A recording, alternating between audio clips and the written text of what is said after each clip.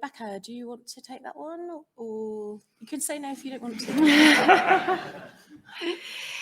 Or you can I think throw that's a back along. very difficult question that other people may have things to put in, because I think there's very little evidence apart from taking the primary preventative actions of, you know, the healthy lifestyle, making sure that you do all you can to keep yourself fit and healthy. And then there is the role of aspirin for certain selected individuals as well. But unfortunately, that's at the moment, as far as I'm aware, where the evidence base is. I don't know if anybody else. So the opinion from Gloucester is the same as the opinion from Guy's Hospital. It's probably the same as the opinion from UCH, and maybe the same as the one from Texas and Newcastle and Hammersmith, etc. It's a difficult thing. So you need to look very much at the individual. That we are doing some trials of bringing treatments earlier for ET patients aged between 40 and 60. We did a big randomized study in the UK asking, should we treat in addition to aspirin? And the answer was it did not benefit in terms of transformation risk, but that treatment was hydroxycarbamide. So we're refining our thoughts on that all the time. I sense Ruben wants to give an opinion. Your body language says you do, yeah? So well, it's a very important question. You know, as we've done global surveys, first in the US, but then here in Europe and the UK, of what patients want most.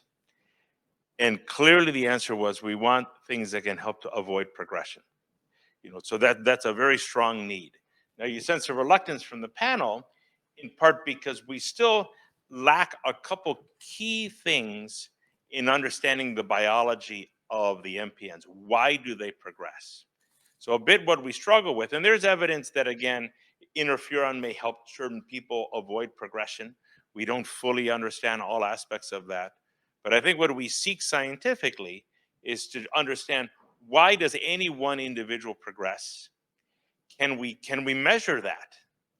You know, can we, if we design a medicine, can we have any confidence that it's going to help to avoid progression, and can we monitor it? Do we increase the dose in someone to try to better avoid progression, or can we get by with a lower dose? So clearly we want to be able to develop medicines that can be more preventative. You know, when I sit with new patients with MPNs, that if their disease never progressed from the moment that we first visited, it would likely never be a threat to them.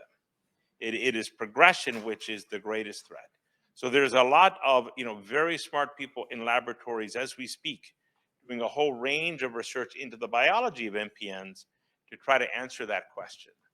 So I hope that we get to the point that, yes, we will be able to use medicines in a preventative way, but hopefully in a way that they can be guided by science, as opposed to, I'm going to give this to you and just hope that you don't progress.